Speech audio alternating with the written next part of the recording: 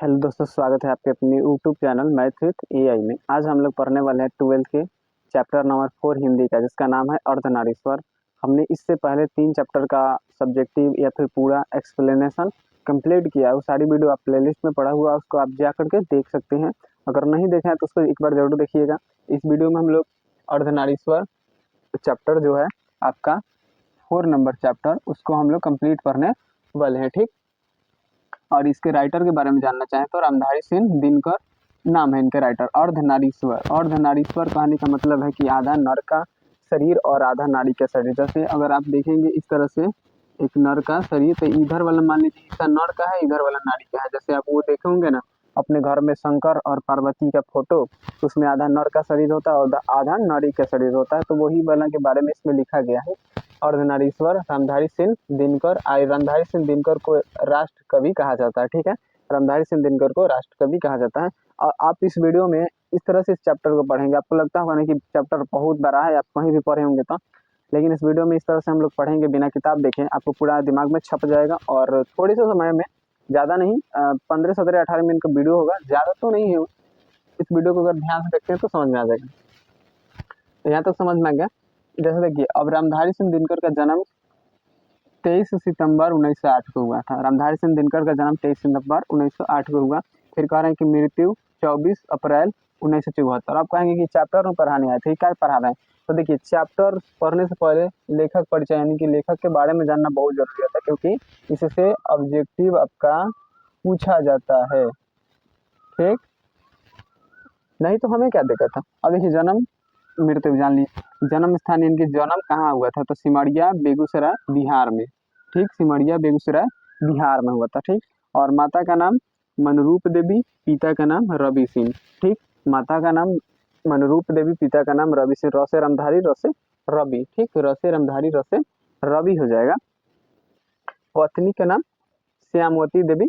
पत्नी से 8 में मैट्रिक किए थे, 1908 में मैट्रिक। और इसके मैट्रिक से पहले वाली शिक्षा अपने गांव में ही किए थे, और मैट्रिक की भी पढ़ाई अपने गांव से ही किए थे। और मैट्रिक कब किए थे? तो 1908 में। फिर 1932 में बीए किए हिस्ट्री ऑनर्स से, यानी बीए किए हिस्ट्री से। इस बात का ध्यान रखना। फिर इनकी ब्रीफ यानी कि कौन कौन काम किए हैं जीवन में, क्या क्या बने हैं। 3 प्रधानाध्यापक बने।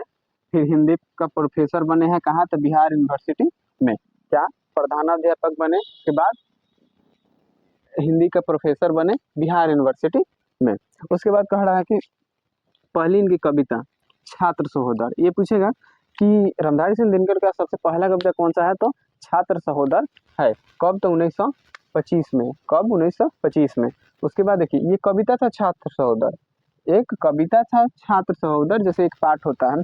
उसके बाद कहा कि प्रण भंग प्रकाशित किया गया किया 21 वर्ष की आयु में। जब देखिए, एक बात सही से समझिएगा यहाँ पे कि पहली कविता उनकी जो थी, कविता, याद रखिएगा, कविता छात्र सहोदर 1925 में। उसके बाद एक उनका बुक हुआ, बुक, जिसका नाम है प्रण भंग। क्या? प्रण भंग, ये बुक है। यहाँ कविता की बात हुआ था। बुक प्रकाशित हुआ कब? जब ये रामधारी सिंह दिनकर 21 साल के थे, तब। कौन साल? तो 1929 में। इतना बात समझ में आ गया। उसके बाद इनका कृतियाँ यानी कि क्या क्या लिखे हैं। अब कह रहे कि प्रण भंग अभी पढ़ लिए लो 1929 में, रेणुका 1932 में। अब देखिए, किताब में बहुत सारा दिया गया, लेकिन हमें पढ़ना वही है जो एग्जाम में आएगा। फालतू के आप स्ट्रेस लेके क्या करिएगा, कुछ फायदा नहीं। तो देखिए, रेणुका 1932 में, हुंकार 1928 में, ये कुरुक्षेत्र 1946 में, हाड़े का हरिनाम 1970 में, उर्वशी, एक सेकेंड, उर्वशी, उर्वशी 1961 में। अब देखिए, ये जो हम लोगों ने इतना पढ़ लिया ना, ये सब के सब क्या था?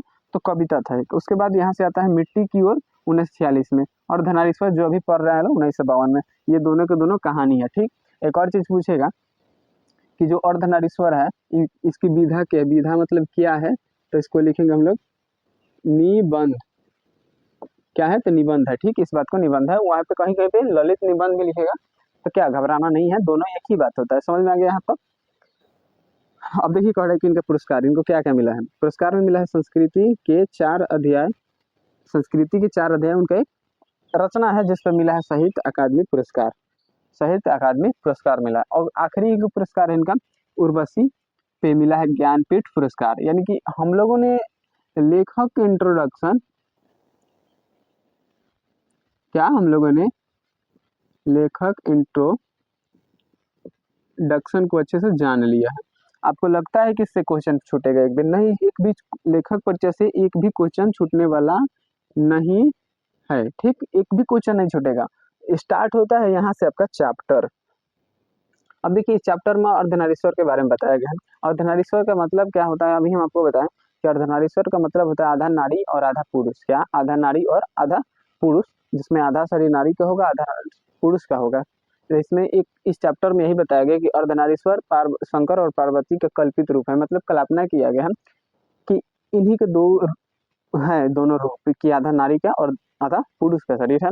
आप अपने घरों में फोटो जो देखे होंगे, एक तरफ घर में देखते हैं कि आधा एक शंकर का फोटो, एक तरफ पार्वती का फोटो, मतलब इन्हीं दोनों का कल्पित रूप है अर्धनारीश्वर।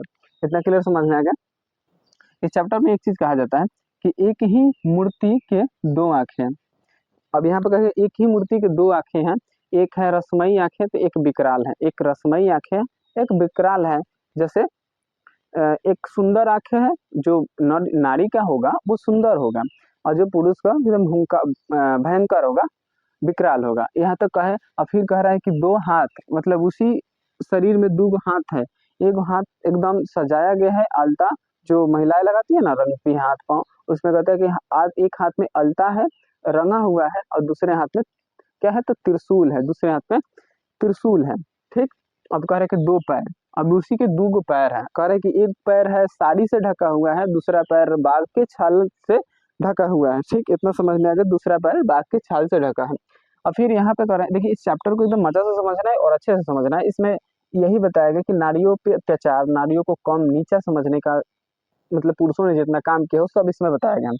अब कह रहे हैं नर नारी दोनों समान होते हैं। अब देखिए नर नारी क्या होते हैं, दोनों समान होते हैं। पहले के जमाने में ऐसा सोचा जाता था, या फिर उस फोटो से आपको पता चलता होगा कि दोनों नर और नारी समान है, तभी इस फोटो को ऐसा बनाया गया है। ठीक, क्या नर और नारी दोनों समान होते हैं। नर में नारी के गुण और नर में नारी के गुण, नारी में नर के गुण होना अच्छा बात है। मतलब पहले से ऐसा होता था कि अगर नर में कोई नारी का गुण है तो बहुत ही भाग्यशाली है, और नारी में कोई नर का गुण है या फिर नारी में कोई नर का गुण है तो एकदम भाग्यशाली है, अच्छा है। यानी कि दोनों में एक दूसरे का गुण होना चाहिए, पहले ऐसा सोचा जाता था, पहले था उस फोटो के हिसाब से। उसके बाद देखिए कह रहे कि किंतु आजकल ये गुण नहीं पाए जाते हैं, क्योंकि आजकल ये गुण नहीं पाए जाते। आप अपने देखिए ना कि किसी लड़के में लड़की का गुण पाएंगे या फिर मिलेगा तो आपको लगेगा कि लड़की बन गई लो। तो इस तरह से किसी में गुण नहीं पाया जाता है लड़का लड़की में आजकल। क्यों? कहे से कि क्योंकि नर और नारी समाज से घबराते हैं। नर और नारी समाज से घबराते हैं, तो जाके अपने घर में कहीं खाना बनाने लगी, कहेगा साहब महिलाएं बन गई लो, हो गई। तो वही कह रहे कि समाज से लोग डरते हैं, ना नर चाहता है कि हम नारी का गुण अपनाए, ना नारी चाहती है कि नर का गुण अपना ले, सब लोग समाज से डरता है। फिर यहाँ से आगे कहते हैं, अब देखिए कि जो पुरुष समाज है, ये जो पुरुष समाज है, ये वृक्ष, खुद को वृक्ष कहता है और नारी को लता। जैसे वृक्ष कहने का मतलब, एक देखिए ये यहाँ से एक पेड़ है, पेड़ इतना ही समझिएगा। मान लीजिए पेड़ है, ठीक, ये पेड़ है, इस पे चढ़ने वाली जो लता देखोगे ना, लता इसे ऐसे फूल चढ़ता है, तब कह रहा है कि जो वृक्ष है वो पुरुष है और लता जो है नारी है। कैसे? क्योंकि उसके सहारे वो चढ़ती है, यही कहा जाता है। लेकिन ये सबका कौन कह रहे हैं? रामधारी सिंह दिनकर कह रहे हैं कि पहले या फिर आज के जमाने में ऐसा हो रहा है। ये सब इससे बहुत ही ये चिंतित है, नाराज नाराज है। कौन? रामधारी सिंह दिनकर। कि पुरुष कहता है कि हम वृक्ष है और लता नारी है, उस पर चलने वाली है, उस पर कोई सहारा नहीं होगा। वृक्ष ना रहेगा तो नारी का कोई सहारा नहीं, वो ऊपर नहीं जा सकती है, ऐसा कहा जाता। फिर वृंत कली, यानी नर जो है वृंत है और नारी कली है। यानी वृंत मतलब इस तरह से आप लोग फूल देखे होंगे ना, जिस तरह से फूल होता है, और यहाँ पे एक इस तरह से जिस पे फूल अड़ा रहता है, फूल जिस पे अड़ा रहता है उसको वृंत कहा जाता है। तो यही कह रहा है कि पुरुष जो है फूल को अड़ाने वाला है और फूल नारी बन गई, यानी कि कली। वृंत मतलब जिसपे सीट कह सकते हैं, सिंहासन। और कह सकते हैं ग्रीष्म वर्षा। अब अगर एक पुरुष जो है ग्रीष्म है, यानी कि ग्रीष्म मतलब हमेशा मौसम की तरह गर्मी के मौसम आते, और वर्षा है आज आया और कल चल जाएगा, इसका कोई अस्तित्व नहीं महिला का, पहले ऐसा कहा जा रहा है। ये कौन कह रहा है? तो रामधारी सिंह दिनकर कह रहे हैं, इस सब बातों से चिंतित है, इसलिए कह रहे हैं कि ऐसा माना जा रहा है। और फिर कह रहे हैं कि पुरुष जो है विचार है, नारी भावना है। पुरुष विचार है और नारी भावना है। और पुरुष कुदाल चलाने, खेतों में कुदाल चलाने वाला है, और नारी जो है उसे अछोरना पछोरना। अछोरना पछोरना कहने का मतलब जो खेत कोड़ देगा पुरुष, तो उसके बाद उसको बराबर करने का काम महिला करेगी। इसका मतलब इतना नीचा दिखाया गया है महिलाओं को। ठीक, उसके बाद कह रहा है कि अगला है कि पुरुष वेगमय प्रवाह है और नारी लहर है। यानी कि पुरुष हमेशा नदी के धार के जैसा बहते रहेगा, और नारी एक बार लहर की तरह आएगी फिर चले जाएगी, आएगी, उसका कोई अस्तित्व नहीं है। और फिर कह रहा है कि पुरुष जो है राजा है, और नारी जो है शोभा, यानी कि राजा की शोभा बढ़ाने वाली है कौन? नारी। इतना समझ में आ गया। उसके बाद कह रहे हैं कि पुरुष क्या है? काया है, नारी छाया है।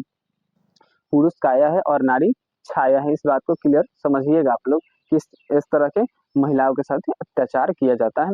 हम लोग इतना भी चैप्टर खत्म नहीं हुआ, ये बोर्ड एक बार मिटाते हैं, फिर आगे की ओर सारी स्क्रिप्ट लिखते हैं, फिर हम आपको पूरा समझाते हैं। ठीक, देखिए यहाँ से स्टार्ट होता है। अब एक चीज़ मैं कहना चाहूँगा कि अगर ये वीडियो अच्छा लग रहा है आपको, तो एक कमेंट करके बता दीजिएगा कि अच्छा लग रहा है, और एक लाइक कर दीजिएगा, क्योंकि इससे आपको कुछ जाने वाला नहीं है, लेकिन बट हमें कुछ अच्छा लगता है कि हाँ, हम बना रहे हैं जो, या फिर जो हम मेहनत कर रहे हैं आपको अच्छा लग रहा है, इसलिए आपने लाइक किया, कमेंट किया है। देखिए यहाँ से स्टार्ट होता है फिर आगे कि गुणों में बंटवारा करते समय नरों ने नारियों से उनका राय नहीं पूछी।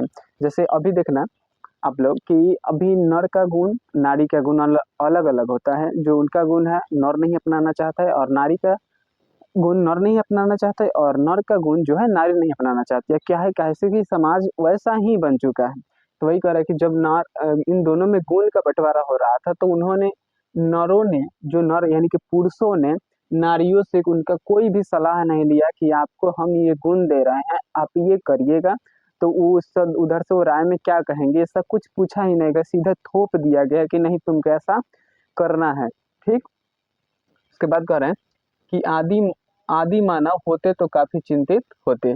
आदि मानव अगर अभी जिंदा होते तो काफी चिंतित होते, क्योंकि उन्होंने तो कभी नर और नारी में कोई भी बंटवारा नहीं किया था, कोई उनके गुण में या फिर कोई उनका भेदभाव, ये सारी चीजें नहीं किया गया था। क्योंकि जब वो जंगलों में रहते थे, तो उनको जब भूख लगता था शिकार करने के लिए साथे साथे जाते थे। उनको ऐसा नहीं था कि तुम घर में रहो, हम अपना काम करेंगे और हम खाना लाएंगे, पैसा लाएंगे, तो तुम घर में सिर्फ खर्चा करना, ऐसा कुछ नहीं था।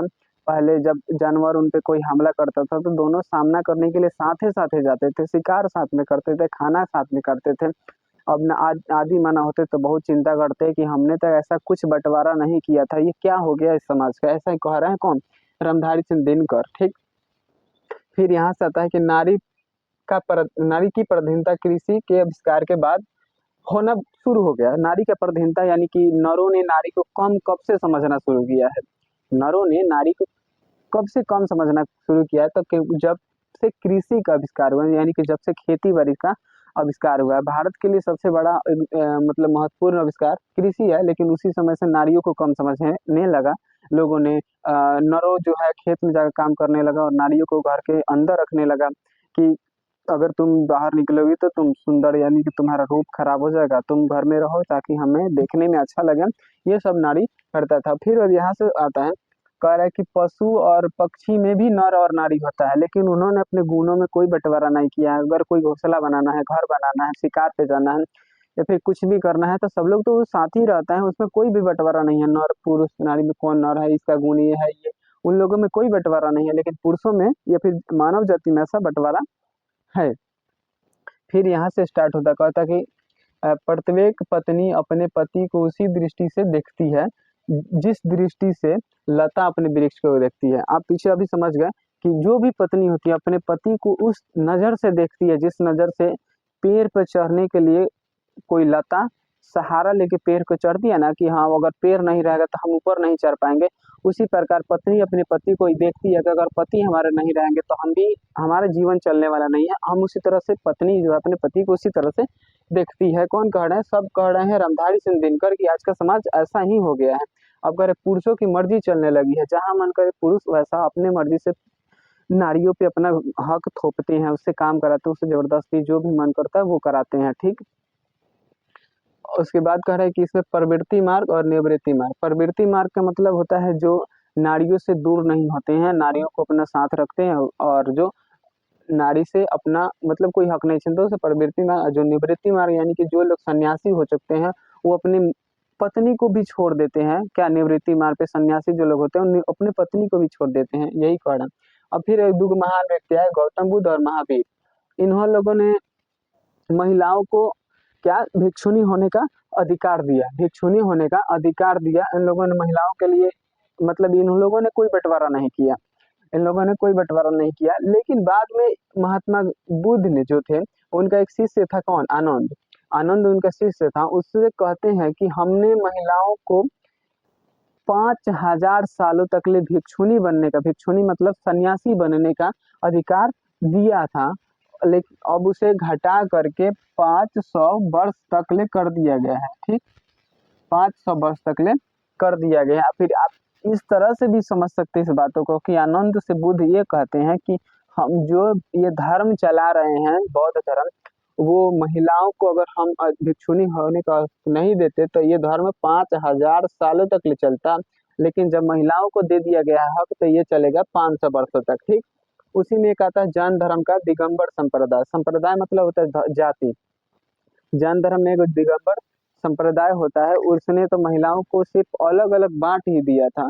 एक उसने तो कोई मतलब महिलाओं को कोई ये मतलब बहुत ज्यादा अलग कर दिया गया था महिलाओं को। कहना मतलब क्या कहें इसमें, अब कह रहे हैं बनाड शाह ने नारी को अहेरिन और नर को अहेर कहा, यानी कि नारी जो है नर के ऊपर, मतलब नारी जो है नर के ऊपर आधारित है, नारी का कोई अस्तित्व नहीं, यही कहना चाह रहे हैं।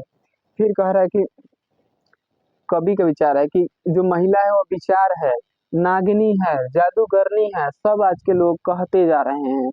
इसमें कोई शक नहीं है कि लोग इस तरह से बात या फिर महिलाओं से इस तरह ना भेदभाव करते हैं। ये सारी चीजें इसमें लिखा गया चैप्टर में, हम ये कुछ नहीं करे, सब चैप्टर के अंदर लिखा गया है। अब कह रहे कि प्रेमचंद्र एक कवि थे। अब कह रहे ये कहते हैं कि पुरुष जब नारी का गुण ग्रहण करता है तब पुरुष देवता बन जाता है। अभी पता ये कह रहे हैं कि पुरुष जब नारी का गुण ग्रहण कर लेगा, जैसे हम पुरुष हैं, हम किसी लड़की का गुण ग्रहण कर ले तो हम देवता बन जाएंगे। अगर कोई लड़की अगर मेरा गुण ग्रहण करती है तो राक्षसी बन जाएगी। कौन कहते हैं? ये पढ़े लिखे प्रेमचंद कहते हैं। ठीक, इस तरह समझ लिया। अब प्रसाद जी और रविंद्र ने, ये दोनों एक ही मतलब एक ही डेक्ची के हैं लोग, एक ही जैसा बातें कहते हैं कि नर और नारी अलग अलग है। ठीक, अब फिर कह रहे हैं कि नारी जो है स्वप्न है, नारी सुगंध है, नारी पुरुष की बाह पर झूल सॉरी नारी जो है पुरुष की बाह पर झूलती हुई जोई की माला है, यानी कि बाह पर झूलने वाली माला है। किस पे? नारी जो है पुरुषों की बाह पर झूलती हुई अच्छी लगती है। जैसे आप देखिएगा ना कि आपके घरों में छोटे बच्चे जो होंगे आपके बाहों पे झूलते हैं, लटकते हैं, उसी तरह इसको बताया जा रहा है कि जो नारी है जो अपने पति के बाहों पर झूलती हुई अच्छी लगती है। अब फिर यहाँ से आता है कि पुरुष नारी से कहता है कि तुम्हें घर से बाहर निकलने की क्या जरूरत है, तुम घर में रहो, तुम अपने घर से बाहर निकलोगी तो तुम्हारा रूप चेहरा काला पड़ जाएगा, तुम्हें घर से निकलने की क्या आवश्यकता है। कौन कहता है? नर कहता है नारी को, अपने पत्नी को, कि तुम्हें घर से निकलने की क्या जरूरत है। इस तरह से पुरुष नारी से कहता है। ठीक, उसके बाद कहता है, फिर यहाँ से स्टार्ट होता है कि जो नारी जो है खेलने की वस्तु है। नारी क्या है? खेलने की वस्तु है, उससे खेलिए। क्या कहा जा रहा है कि नारी से खेलिए आप लोग, ये गलत बात है ना। अब ये देखिए पुरुष इतना कठोर, मतलब ये कहा जा रहा है कि पुरुष इतना कठोर हो गया कि जब युद्ध में वो अपना खून बहाता है तब ये नहीं सोचता है कि जब हम खून बहा रहे हैं तो हम अपनी जिस शादी करके हैं, जिस लड़की से जिसको सिंदूर लगाए हैं, उसका क्या होगा। अगर हम मर जाएंगे तो उसका क्या होगा, उसको दिन मतलब उसको देखने वाला कौन है यार। इस पे कोई महिला भी सवाल नहीं उठाती है, इस पे कोई मतलब देखने देते हैं कि नहीं वो गलत कर रहा है, हम भी ऐसा क्यों हो रहा है। ठीक, समझ में आ रहा है ना तक। अब यहाँ तक है कि कौरवों की सभा में वार्ता कृष्ण और दुर्योधन के बीच नहीं हुआ रहा था। जैसे जब महाभारत का युद्ध हुआ तो संधि जो हुआ था उसमें और कौरवों के बीच जो सभा हुआ था उसमें कृष्ण और दुर्योधन के बीच में वार्ता हुआ, बातचीत हुआ। तो इसके कारण क्या हो गया? महाभारत हुआ। वही कह रहे हैं कि अगर यही वार्ता कुंती और गंधारी के बीच में हुआ रहता तो शायद महाभारत न मचता, महाभारत नहीं रचता। यही कारण है, क्योंकि महिलाएं जो होती है बहुत दिल की कोमल होती है, वो मार झगड़ा लड़ाई सब नहीं चाहती है। इसलिए कहा जा रहा है कि अगर कुंती और गंधारी के बीच में महाभारत की या फिर कौरवों की जो सभा थी उसमें वार्ता हुई रहती तो उसमें क्या होता कि ये महाभारत नहीं मचता। ठीक। उसके बाद यहाँ से कह रहा है कि नारी केवल नर को रिझाने अथवा प्रेरणा देने के लिए नहीं है। नारी यानी कि नर को जो है संवेदना देने के लिए, रिझाने के लिए, मन लगाने के लिए नहीं है, या फिर उसको प्रेरणा देने के लिए कि तुम ये काम करो, इसमें आगे बढ़ोगे जीवन में। आप अक्सर देखते होंगे कि महिलाएं जो अपने पति को प्रेरणा देती है करने के लिए, हिम्मत बनती है, तो कह रहे हैं कौन, रामधारी सिंह दिनकर की ये ना ही रिझाने की वस्तु है, ना प्रेरणा देने की वस्तु है। अब ये कह रहे हैं कि प्रत्येक नर को एक हद तक एक नारी बन जाना चाहिए। प्रत्येक नर को एक हद तक नारी बन जाना चाहिए और प्रत्येक नारी को एक हद तक नर बन जाना चाहिए। कौन कह रहे हैं? रामधारी सिंह दिनकर कह रहे हैं। ऐसा इस तरह समझिएगा कि कह रहे हैं कि प्रत्येक नर को नारी का गुण थोड़ा बहुत अपनाना चाहिए और नारी को नर का गुण अपना लेना चाहिए। मतलब दोनों को एक दूसरे का गुण अपनाना चाहिए, तभी अच्छा लगता है। अब देखिए यहाँ से एक चीज आता है कि महात्मा गांधी ने भी लड़कियों महिलाओं के बारे में बहुत अच्छी अच्छी बातें कही है। जैसे कह रहे हैं कि बापू मेरी माँ एगो किताब लिखा गया, उनके ऊपर कौन लिखा? तो उनकी पोती ने लिखा, क्योंकि वो महिलाओं के बारे में बहुत अच्छे अच्छे बातें कहते थे, तो इसलिए उनके ऊपर एक उनकी पोती ने लिखा बापू मेरी माँ। और किताबें के ही नाम है। ये पूछेगा कि बापू मेरी माँ किसके ऊपर लिखा गया है, तो महात्मा गांधी। कौन लिखा? तो उनकी पोती ने। अब यहाँ से बस थोड़ा सा खत्म ही आपको दिख रहा है ना। जिसे पुरुष अपना कर्म क्षेत्र मानता है वह नारियों का भी कर्म क्षेत्र है। मतलब कह रहा है कि मान लीजिए कि ये क्षेत्र है, इसमें पुरुष काम करेगा, अगर ये पुरुष का क्षेत्र है तो इसमें क्या है? नारी का भी कर्म क्षेत्र है। कौन कह रहा है? रामधारी सिंह दिनकर। जैसे मान लीजिए हमें पढ़ने का मतलब शौक है, तो वो मेरा कर्म क्षेत्र है, तो उसी पे पढ़ने का शौक है, तो वो नारी का भी है पढ़ने का शौक, वो भी पढ़ सकती है, उसका भी कर्म क्षेत्र है, वो पढ़ सकती है। तो मैं यही उम्मीद है मुझे, मैं उम्मीद करता हूँ कि आपको क्या वीडियो अच्छा लगा होगा। तो अच्छा लगा है तो आप जानते ही हैं, एक लाइक करना आपको मतलब बनता है। उसके बाद कमेंट तो जरूर कर दीजिएगा कि वीडियो अच्छा लगा। और अच्छा लगने के बाद तो अगर चाहते हैं कि इस तरह के वीडियो मुझे और मिले तो सब्सक्राइब कर लीजिएगा। और अच्छा लगा हो तो अगर इस वीडियो को अगला वीडियो में इसका क्या आएगा, तो सब्जेक्टिव क्वेश्चन आएगा, उसको भी देखना ना भूलिएगा। पिछले वीडियो तीनों चैप्टर का सब्जेक्टिव क्वेश्चन एक्सप्लेन सभी को देख लीजिएगा। मिलते हैं अगले वीडियो में, तब तक के लिए आराम से रिविजन करते रहिए।